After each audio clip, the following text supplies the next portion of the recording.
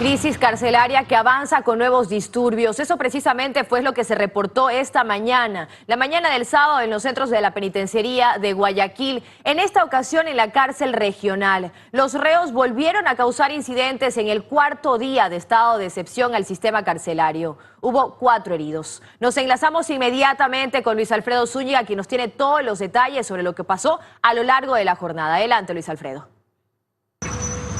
Así es, muy buenas noches. A esta hora me encuentro en los exteriores de la cárcel regional y como lo pueden observar a esta hora en las imágenes, aquí hay presencia militar y también una tanqueta de las Fuerzas Armadas custodiando las afueras de este centro penitenciario. A esta hora no se registra mayor movimiento, sin embargo, otro fue el panorama en horas de la mañana y tarde aquí al interior de la cárcel regional, pues se registró una nueva riña entre privados de libertad que dejó heridos. El detalle en el siguiente reportaje. Sí, apenas 4 días después de la masacre en la penitenciaría del Litoral, este sábado se registró una nueva riña en los reclusorios de Guayaquil, esta vez en el Centro de Privación de Libertad Regional del Guayas. Pasadas las 8 de la mañana empezaron las ráfagas de disparos entre los reos del pabellón de máxima seguridad y las Fuerzas Armadas, que habían ingresado a hacer operativos en los pabellones con tanquetas. Más de 1000 uniformados ingresamos a hacer esta requisa y esta intervención. En los pabellones de máxima fuimos recibidos a bala. En un principio hubo un fuego cruzado, parece que es entre las bandas. Sí. Recorriendo los exteriores de la cárcel regional, observamos tanquetas ubicadas en el perímetro para evitar fugas. Y a la par, pudimos divisar a varios privados de libertad que se movilizaban por los techos. Se escucharon ráfagas de bala y otras detonaciones. Las ambulancias empezaron a salir con heridos. 4 heridos. ¿PPLs o policías? PPLs, entre ellos, en el enfrentamiento que tuvieron entre ellos. Los mismos que fueron evacuados por Fuerzas Armadas y llevados a ser atender. La vía Daule fue cerrada al tránsito vehicular momentáneamente debido al altercado. Pasadas las 11 de la mañana se empezó a divisar columnas de humo al interior de algunos pabellones y en los exteriores varios familiares se mostraban angustiados. Es señal de que todavía hay problemas y no hacen nada. Sí, se escucha la balacera, se escucha.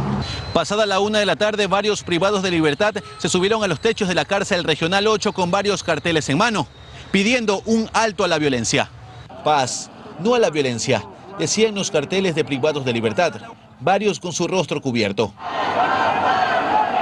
Eso fue ante la situación del ingreso, del registro que nosotros hicimos dentro de este centro penitenciario de máxima que hace mucho tiempo no se les hacía. Cerca de las 2 de la tarde se empezaron a retirar los miembros de policía y Fuerzas Armadas, junto con las tanquetas, tras el fin de los operativos en donde se volvieron a encontrar armas y más objetos. Se ha encontrado armamento, se han encontrado drogas, tengo entendido que son 2 fusiles y armas menores. Esta nueva riña se da luego de que en horas de la noche y madrugada, miembros de la Fuerza Aérea hicieran un sobrevuelo tanto sobre la penitenciaría del Litoral como sobre la cárcel regional, sin novedades hasta esa hora. Pero por lo visto, era solo cuestión de tiempo para que los altercados vuelvan. Una nueva revuelta al interior de las cárceles, en plena vigencia del estado de excepción al sistema penitenciario. Pese a que hubo heridos, no se registraron fallecidos producto de esta última riña aquí al interior de la cárcel regional. Mientras que a tan solo unos metros en la penitenciaría del Litoral tampoco se han dado novedades a lo largo de este sábado. Nuevas víctimas, un nuevo altercado en plena vigencia de un estado de excepción al sistema carcelario. Esa es la información a esta hora. Continúan con más en estudios. Muy buenas noches. Buenas noches, Luis Alfredo, y muchísimas gracias por tu reporte. Aún no se establece el control. Y 101 cuerpos de los reos asesinados en la penitenciaría del Litoral ya han sido identificados. Organismos gubernamentales y también municipales instalaron puntos de atención para entregar información a los familiares de los privados de libertad, que durante este sábado continuaron llegando a los laboratorios de criminalística. Allí se encuentra Carlos Zacoto y con él es el enlace a esta hora para que nos dé todos los detalles. Carlos, adelante. Sí, ¿qué tal, Dayana, amigos? Muy buenas noches. Luego de la falta de acogida que tuvieron las mesas de información que se colocaron en el Coliseo Abel Jiménez Parra del Parque Samanes, varias entidades, como por ejemplo la Gobernación del Guayas, el municipio de Guayaquil, la Defensoría Pública, la Cruz Roja, trasladaron esas mesas precisamente al estacionamiento de los laboratorios de criminalística acá en el suroeste de Guayaquil con el fin de proporcionar la información que decenas de familias vienen buscando desde el pasado martes, cuando ocurrió esta sangrienta revuelta al interior de la penitenciaría del Litoral. Por lo pronto se han reconocido 101 cuerpos de los 118 reos asesinados en este nuevo episodio de violencia en la penitenciaría del Litoral, y paulatinamente se han entregado algunos de esos cuerpos. Han sido más de 45 durante esta jornada. Nosotros les hemos preparado un reportaje al respecto. Adelante. Llegaban con fotografías, varios documentos y con la esperanza de finalmente tener noticias sobre los suyos. Han pasado 4 días desde la masacre que se registró en la penitenciaría del Litoral, y a los laboratorios de criminalística continuaron llegando por decenas. Todavía no, o sea, están verificando bien, porque hay uno que todavía no lo verifican bien. ¿Está buscando a quién? A un hermano. Este sábado se evidenció un proceso relativamente más organizado. Se han colocado carpas y sillas en el estacionamiento y se permite el paso de una persona por familia. Los demás aguardan afuera. Algunos llegan simplemente a realizar los trámites para retirar los cuerpos, pues están seguros que ocurrió lo peor. Mi hijo está muerto. Están también los que apenas reciben la fatal noticia y rompen en llanto. Y otros respiran aliviados tras conocer que sus familiares se encuentran a salvo. Sale vivo.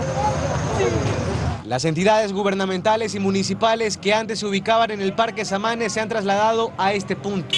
La Defensoría Pública, por ejemplo, facilita los trámites legales. Lo que hacemos es que una vez que les entreguen a ellos el cuerpo y les dan el acta de defunción, con esos documentos nosotros presentamos los escritos necesarios para cerrar el caso y pues archivar ya la causa por el fallecimiento. Una vez que la persona fallece, pues se tiene que informar a la autoridad competente, que son el órgano judicial, para que ellos archiven el proceso indicando que la persona ha fallecido y ya no sigan abriendo más causas pendientes. También hay acompañamiento psicológico. Con presencia de soporte de psicólogos del Ministerio de Salud, de la Cruz Roja, de los bomberos y de la Secretaría de Derechos Humanos, quien ha estado pues también al frente de todo este asunto junto con nosotros.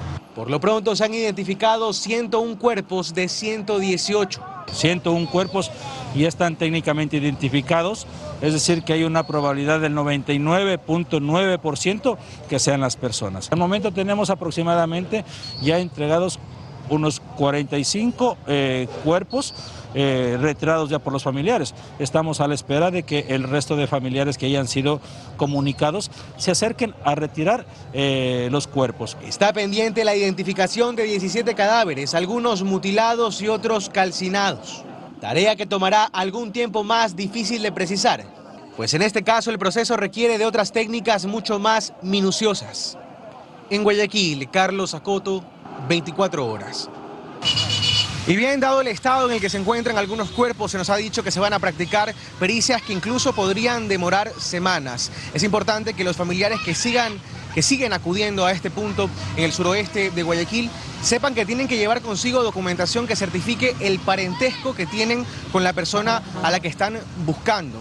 Es lo que podemos informarles desde aquí, desde los exteriores de los laboratorios de criminalística. Seguimos con mucho más desde estudios. Buenas noches. Muy buenas noches, Carlos. Y hay que actualizar la información también. Ya no son 118 los asesinados en la penitenciaría, el número subió a uno más, 119 hasta el momento, según información oficial. Y los trabajos para la instalación del radar en el Cerro Montecristi avanzan, según las Fuerzas Armadas, quienes realizaron un sobrevuelo por la zona. Mientras que en la Tacunga, el alto mando policial y también militar monitoreó el centro de privación de libertad Cotopaxi para analizar la situación carcelaria.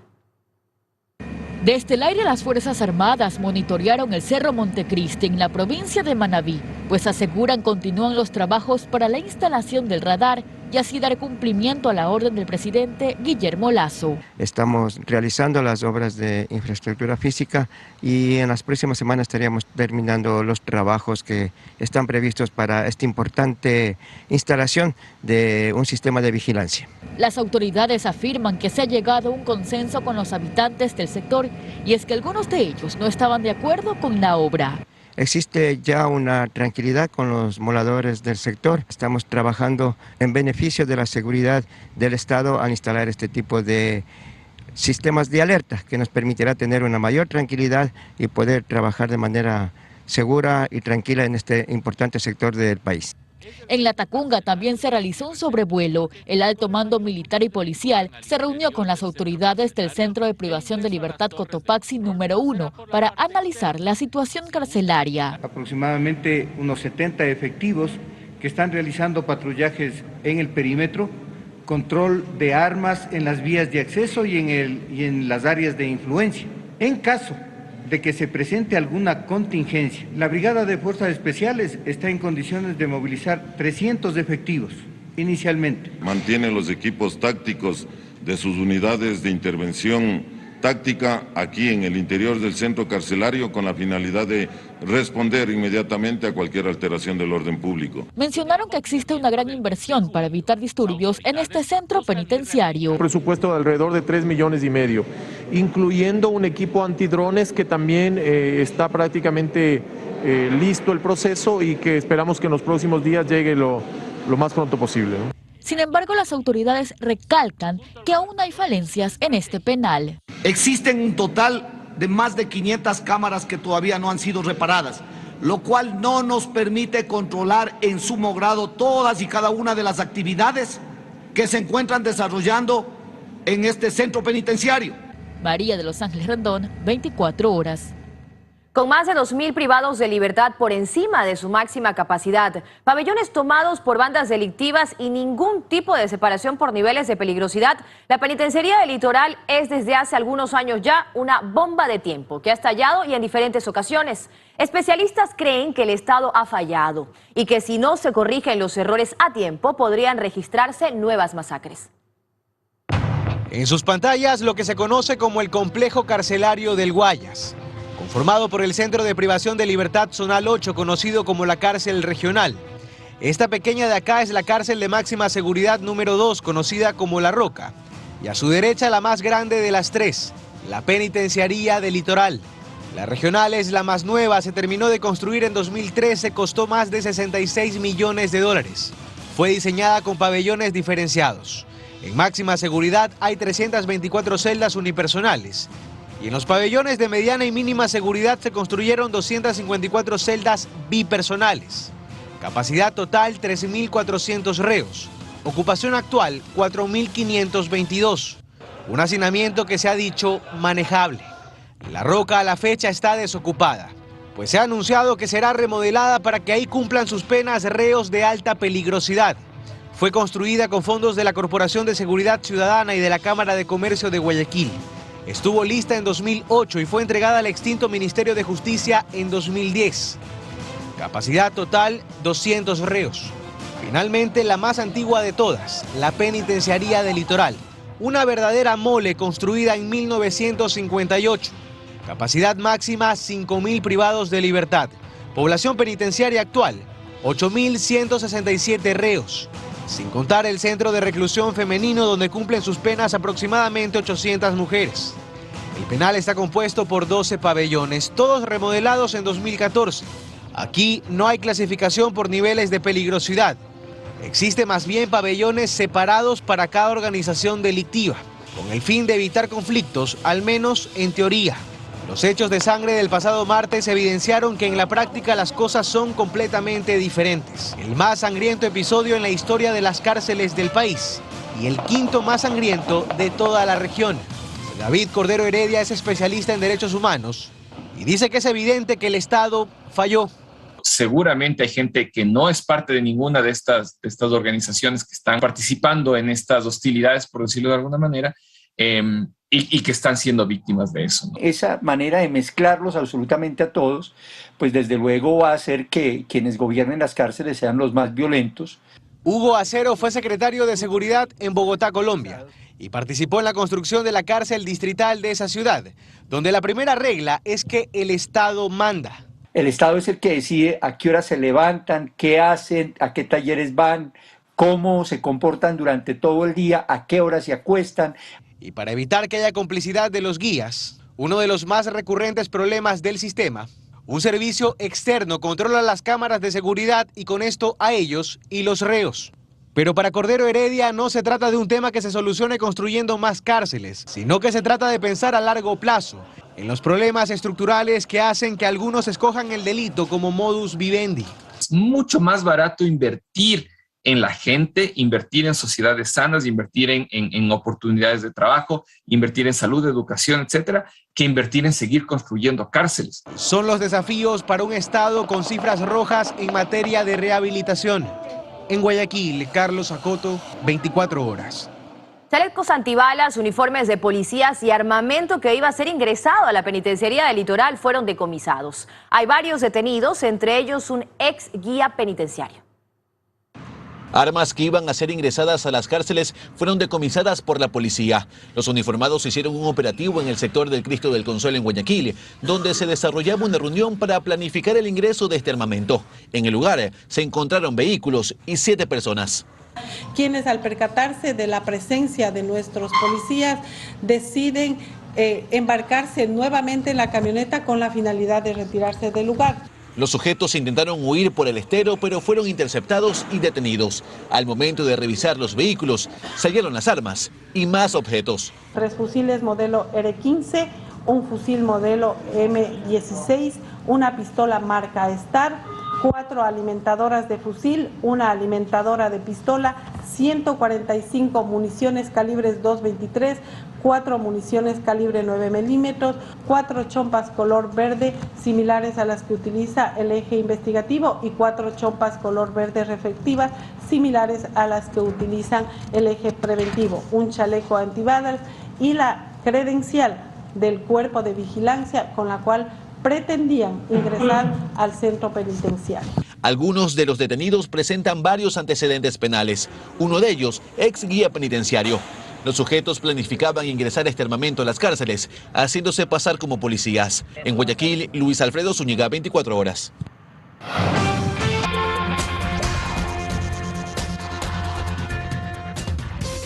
Gracias por continuar con nosotros, amigos. Seguimos informando. Este sábado la Comisión de Fiscalización realizó un recorrido por la Universidad Yachay para ver el estado actual de las instalaciones. Al recorrido acudieron alrededor de 60 personas, entre estudiantes y también personas de la comunidad de la zona.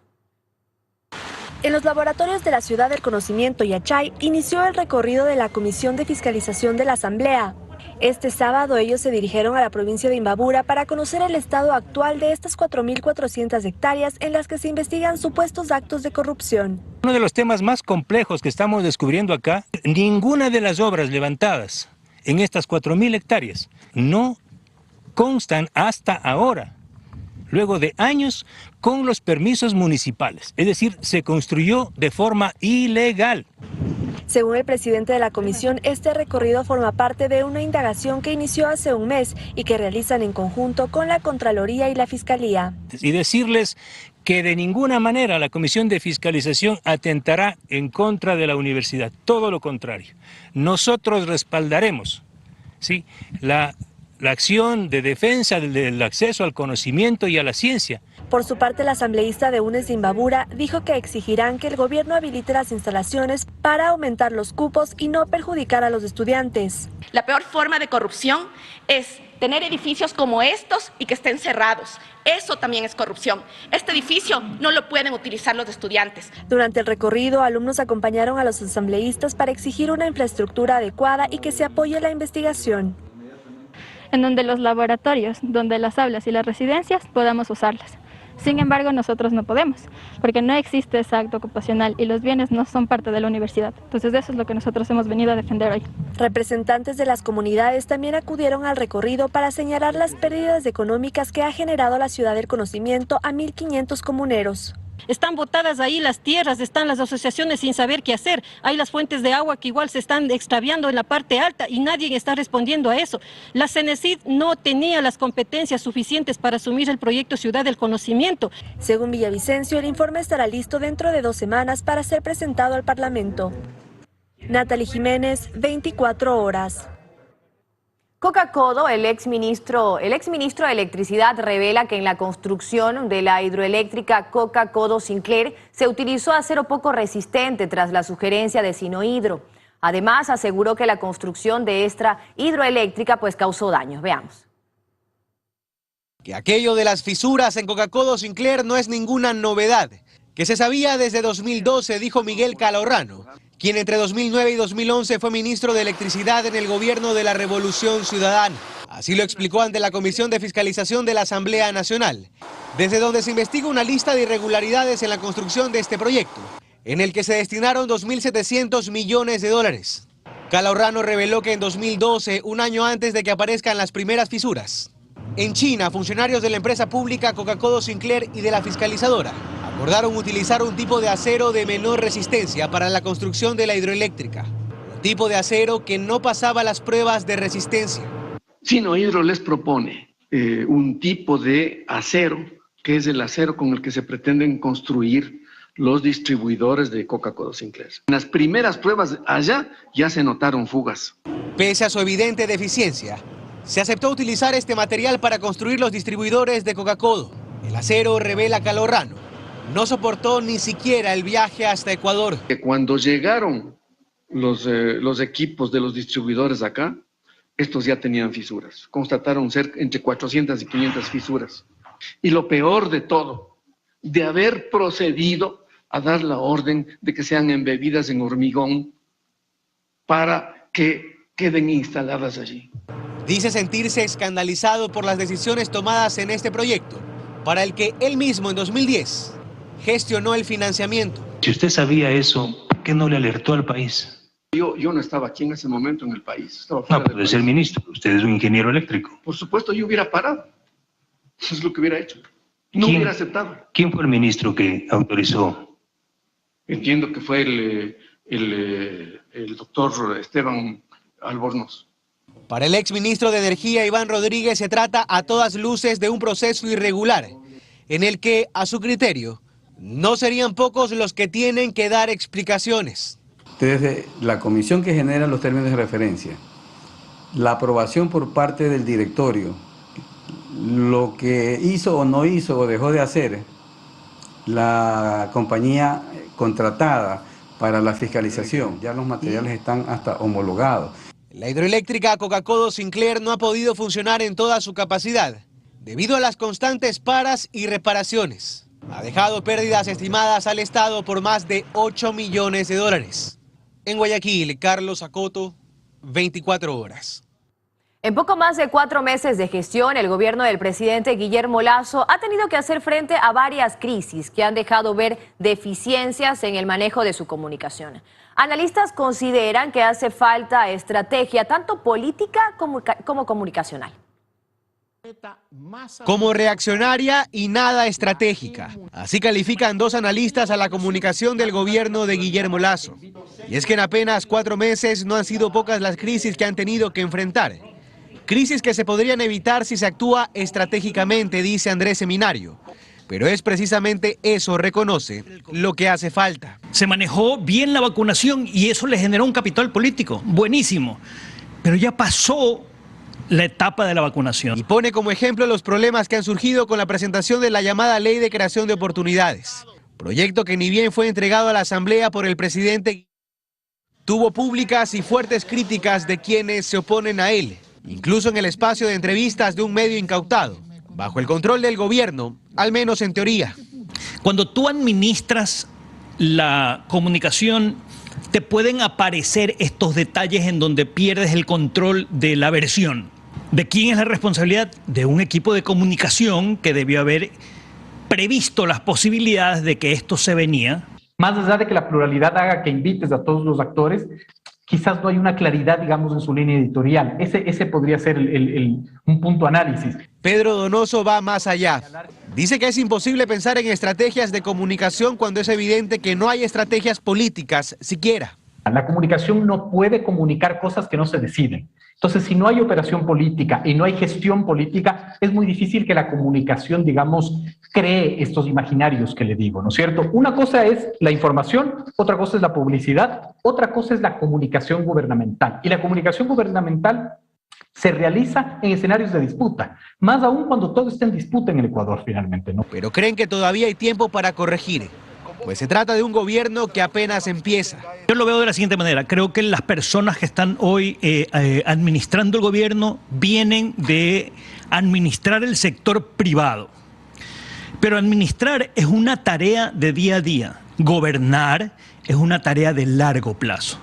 Y quizás lo que hace falta muchísimo es el condumio, ¿no es cierto? Es la información, es el levantamiento de información cualitativa y cuantitativa que te ayude a entender el Ecuador que estás gobernando. Quizás ese es el problema, que no se entiende cuál es el Ecuador que estás gobernando finalmente. Gran parte de su éxito o fracaso coinciden.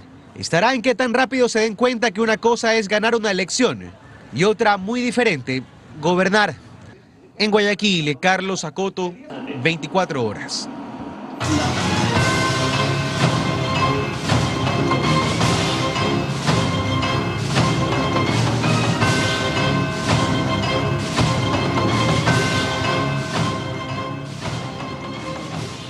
En este momento, estas son imágenes de lo que ha ocurrido hace pocos minutos. Se reporta un incendio en la parte posterior de la cárcel regional de Guayaquil.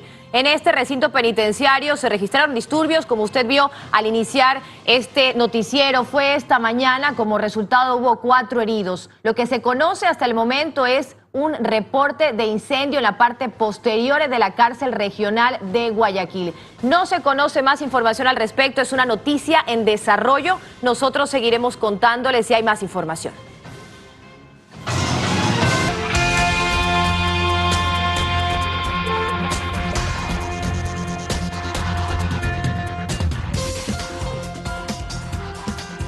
Continuamos informando, amigos. Pescadores siguen siendo reclutados por mafias que se dedican al narcotráfico. Al respecto, militares se han desplegado en ciudades de la costa para reforzar la lucha contra la delincuencia organizada. Aquí los testimonios. Dicen los pescadores en Santa Rosa que ya ni caminar pueden por la playa, pues de un momento a otro aparecen los emisarios de las estructuras narcodelictivas, buscando reclutarlos. El revelador testimonio de un artesano de pesca demuestra lo contaminado que está este puerto. Vienen una persona, ¿sabes qué? De 2 y 3 mil, 5 mil, ya sabes para qué, y se lo llevan para otro lado y todo. Pero como la gente es necesitada, también aquí a veces hace de... Contaminar un buque, ¿cuánto les pagan? Por decir, si mandan 2 toneladas, le dan 50 mil, 60 mil, dependiendo de dónde vayan también. ¿Pero qué estructura criminal está detrás del reclutamiento? Más de los choneros que aquí vienen aquí a querer organizar, como querer ser dueños de todos aquí. ¿Cómo vienen? ¿Qué dicen? O sea, vienen a amenazar, pues, de que si uno no les paga, se nos llevan los motores. Nosotros aquí estábamos acoplados porque nosotros, digamos, le pagábamos $200 mensual por lancha a los choneros que mandaban así a la gente a cobrar aquí. Por lancha. Pero ya la gente nosotros, digamos, no hemos evitado porque de qué vale que nosotros paguemos, igual nos siguen robando. Y es que en puertos como Santa Rosa en Santa Elena y Pozorge en la provincia del Guayas, los pescadores viven expuestos en alta mar. Ya andan los piratas, ya andan la gente que roba. De narcotráfico. De narcotráfico, andan es afuera. A las 5 de la mañana pasan los piratas robando. ¿Armados? Todo tipo de armas, señorita. ¿Qué hacen ustedes? ¿Están siendo acechados por estas mafias? Acechados, robados y de todo. ¿Cómo vamos a hacer? La estrategia contra el narcotráfico que viene golpeando ciudades costeras del país es la militarización en estos puntos. Para poder detener la creciente ola de violencia criminal, los militares van a reforzar la lucha contra el crimen organizado y narcotráfico. Así dicen, pero a veces dicen así, pero al rato no habrá nada que ver. Antes Pozorge era un pueblo pasivo y no había todas estas agresiones. ¿De qué vale que nosotros aquí en la capitanía tengamos 3 guardacostas si solo pasan amarradas? Pero mientras unos lo cuentan todo, otros están sumergidos en la tormenta, en manos de Lampa. No, ahorita no se puede decir nada porque la verdad todo está complicado aquí en la pesca. Hasta el 5 de septiembre en el área de Santa Elena casi el 90% de las embarcaciones no estaban regularizadas. En Guayaquil el 88%, en playas Puná y Pozorja el 69%. No contaban con la documentación necesaria. Pero en las capitanías de la costa como Esmeraldas, Puerto Bolívar, Pozorja, Manta, Guayaquil y Santa Elena, a través de las campañas de matriculación y regularización de las embarcaciones y motores fuera de borda, estas cantidades han ido disminuyendo, más aún porque tienen plazo hasta mediados de diciembre para tener sus documentos en regla. De lo contrario, serán sancionados con la nueva ley de navegación. Con cámara de Edison Choco, Catalina García, 24 horas.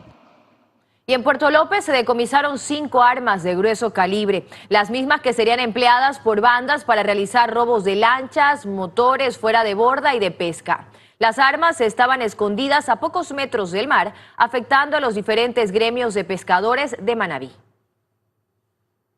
La Dirección Nacional Antinarcóticos logró el decomiso de 2,5 toneladas de cocaína en 2 operativos en Guayaquil. Uno de ellos se realizó en el puerto marítimo, en donde se inspeccionó un contenedor que llevaba el cargamento ilícito que tenía como destino Bulgaria, mientras que en una segunda intervención se localizó una embarcación con 5 personas que transportaban droga vía marítima, quienes fueron detenidas. El total general es 2,5 toneladas de dinero, es 4.500.000 en Ecuador, 90 millones en Estados Unidos y 150 millones en Europa, afectando de esta manera las arcas financieras de las organizaciones narcodelictivas.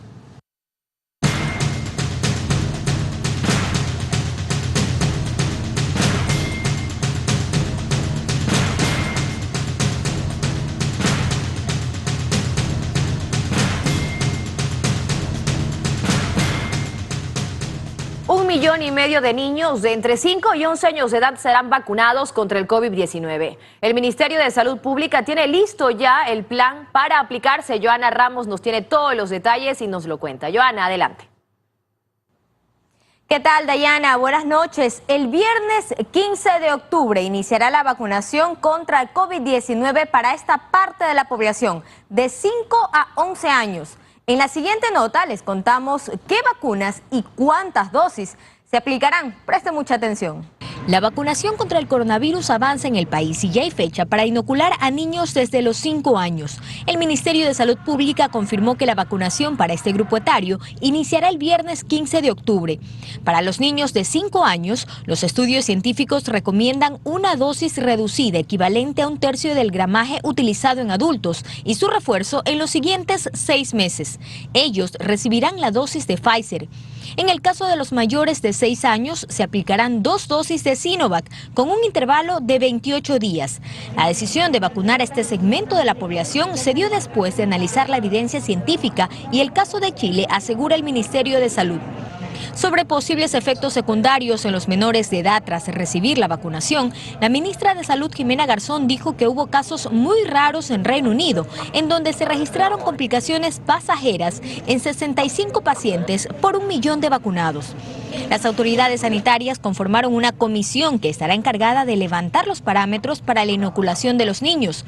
Los detalles de este plan se conocerán en los próximos días. Ahora revisemos qué pasa en el mundo. En Estados Unidos se prueba una pastilla anti-COVID-19. Sí, escuchó bien. Hasta ahora los resultados preliminares parecen alentadores, señalan los científicos. Veamos la siguiente nota. Científicos en Estados Unidos ponen a prueba un régimen a corto plazo de píldoras diarias que pueden combatir el virus del SARS-CoV-2 en una etapa temprana después del diagnóstico y posiblemente evitar que se desarrollen los síntomas. Los antivirales orales tienen el potencial no solo de reducir la duración del síndrome del COVID-19, sino también de limitar la transmisión a las personas de la casa si se está enfermo, dijo Timothy Sheehan, virólogo de la Universidad de Carolina del Norte. Uno de los tratamientos más conocidos es el Tamiflu, la píldora recetada que puede acortar la duración de la gripe y reducir el riesgo de hospitalización si se administra rápidamente. El especialista confirmó que se están probando al menos 3 antivirales prometedores contra el COVID-19 en ensayos clínicos, cuyos resultados se esperan a finales de este año. Solo en la última semana se reportaron 3.3 millones de nuevos pacientes positivos al SARS-CoV-2 y aproximadamente 55.000 decesos a causa de la enfermedad. Esto según datos de la Organización Mundial de la Salud. Con esta información me despido, Dayana. Sigues tú con más. Muy buenas noches. Buenas noches, Joana. Muchas gracias por tu reporte semanal. Y el Ministerio de Salud confirmó la adquisición de las vacunas pediátricas que forman parte del esquema básico de inmunización para recién nacidos y también para niños. En los últimos meses hubo una escasez de estas dosis a escala nacional. Los niños podrán acceder finalmente a las vacunas pediátricas y completar así el esquema básico de inmunización contra varias enfermedades.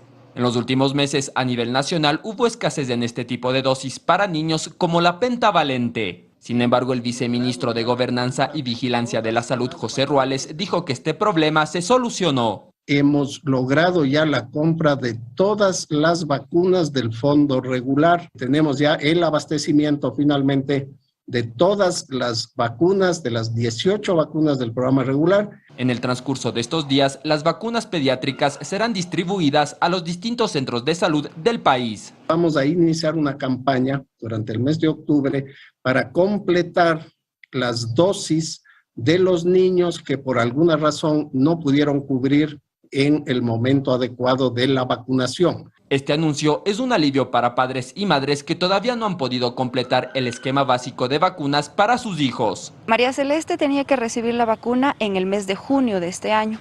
Yo acudí al lugar donde ya me habían dicho que había la vacuna, pero resulta que el día que le tocaba no había. Y sabíamos que por disposición del Ministerio de Salud había que esperar hasta que se compre un nuevo lote porque no había, estaba escasa en todo el país. Ahora sé que ya está disponible y yo estoy buscando dónde encontrarla para poder vacunarle. La vacuna pentavalente sirve para combatir la difteria, tétanos, tosferina y hepatitis B. Las 3 primeras dosis se aplican cuando el bebé tiene 2, 4 y 6 meses de nacido. 1 año y medio después debe aplicarse el refuerzo. Alberto Luna, 24 horas. Hoy voy a mostrarme tal y como soy. De Prati, muestra lo mejor de ti.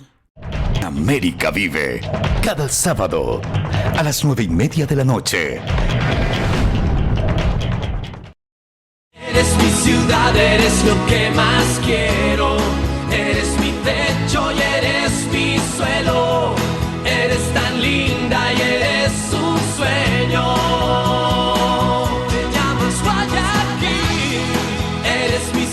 Eres lo que más quiero. El pregón cívico marcó el inicio de las fiestas de Guayaquil. Durante este mes se van a realizar varios eventos para celebrar a la Perla del Pacífico, los cuales deben cumplir con los protocolos de bioseguridad según las autoridades. Al ritmo del tambor y de las trompetas, oficialmente iniciaron las fiestas de Guayaquil por los 201 años de independencia. Al pie de la columna Los Próceres del 9 de octubre, en la Plaza del Centenario, en el centro de la ciudad, la mañana de este viernes se llevó a cabo el pregón cívico. Una jornada marcada por el baile, la música y el civismo. Estamos empezando las fiestas de la independencia de la ciudad que las celebramos el 9 de octubre. De 1820, recordando 201 años de independencia, y este es el gran pregón cívico. Es la fiesta también de la juventud. Mientras que en la tarde se rindió homenaje a Julio Jaramillo, el ruiseñor de América, en el Cementerio General de Guayaquil. Mantener el legado de mi padre y sentir el amor, el cariño de todos ustedes es lo mejor que le pueden hacer a una persona que los representa a nivel mundial como un excelente artista, un cantautor hermoso, humilde de corazón y una persona ejemplar y digna de seguir propagando su legado. Durante la noche la plaza de la administración fue iluminada. Varias familias disfrutaron de esta actividad. A continuación conozcamos con qué otros eventos se va a celebrar a la Perla del Pacífico. Del 7 al 10 de octubre se realizará la Feria Internacional Raíces, desde las 10 horas hasta las 21 horas en el Centro de Convenciones de Guayaquil. El 9 de octubre a las 4:30 se saludará a la aurora gloriosa por la independencia de Guayaquil. A las 12 horas en la Plaza Olmedo, ubicada en el Malecón Simón Bolívar, se colocará una ofrenda floral en el monumento a José Joaquín de Olmedo. Finalmente, a las 19 horas en el hemiciclo de la Rotonda, la alcaldesa de Guayaquil, Cintia Viteri, presidirá el acto cívico por el 9 de octubre. María de los Ángeles Randón, 24 horas.